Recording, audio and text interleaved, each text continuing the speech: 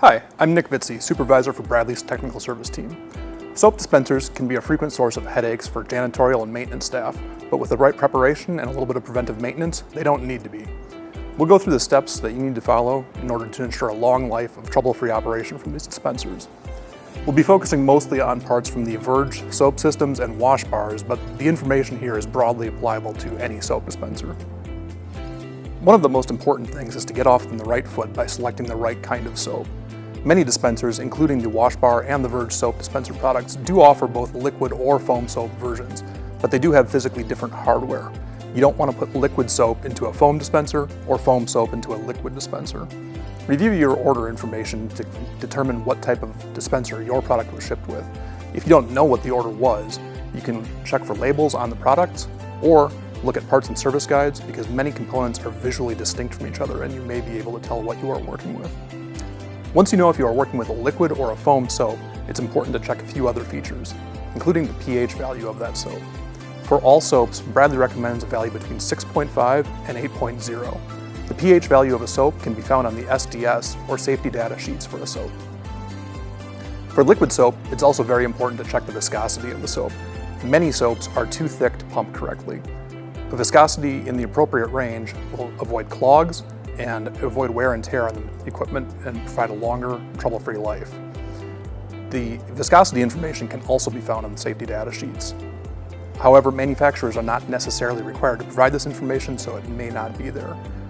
The values that Bradley recommends are between 100 and 3,000 centipoise, which is abbreviated CP or CPS.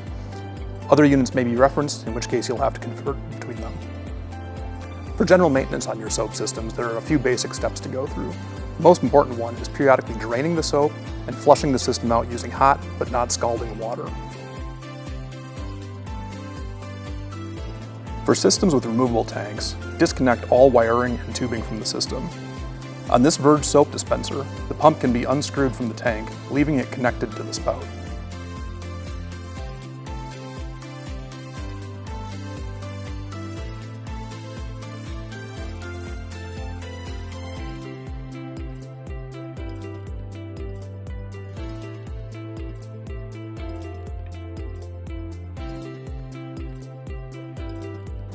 Once the tank is out of the way, you can use an extra container of water under the pump. Begin activating the system to flush all soap residue. For systems with permanently mounted tanks, you'll want to start by draining all remaining soap. Add hot water to the reservoir and drain this as well.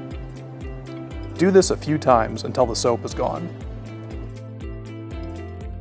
Begin activating all soap dispensers connected to the system to pull fresh water through the distribution lines. Once finished, you can drain any remaining water and refill with fresh soap. On the exterior of the dispenser, you'll want to use a soft cloth to clean the spout. Make sure to clean the sensor window and remove any congealed soap from the nozzle. Frequency for the system flush should be done about quarterly for Bradley's basic recommendation. However, you'll want to adapt from there to adjust to the specifics of your particular site. Frequency of use, volume of soap being dispensed, and the type of soap that you're using will all have significant impacts on how long your soap dispensers will work before needing to be cleaned out. The other time to make sure you've completely flushed your soap system is any time you plan on changing the brand or specific product of soap that you are using. To prove this point, 1 week ago I took 12 random soaps and put samples of 2 soaps into each one of these cups. Visually at least, some of them seem like they're probably fine. Others are starting to break down and form thick chunks. This one did not have any white soap in it to begin with. And these two have formed into a nearly solid jelly. It's not to say that any of these soaps were bad or problem products, but they all have very different compositions, so you do not want to mix them together inside your dispensers. Finally, there are a few other tips and tricks to help keep your system working optimally. If your facility is large and has a significant number of dispensers, you may want to have extra tanks and pumps on hand. That would allow you to bring fresh units into one restroom, take all the used units out, clean them outside, and then have them ready for the next restroom.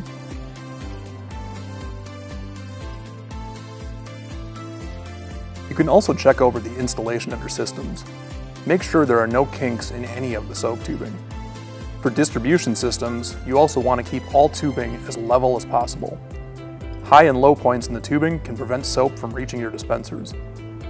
If you find any signs of leakage or soap spills on the equipment, find the source and correct the problem.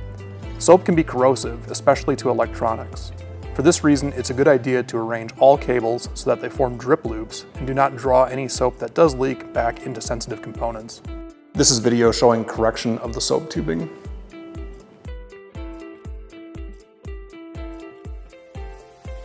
Hopefully you found these tips useful. If you have further questions, reach out to your Bradley representative or contact Bradley Technical Service. Thank you for watching.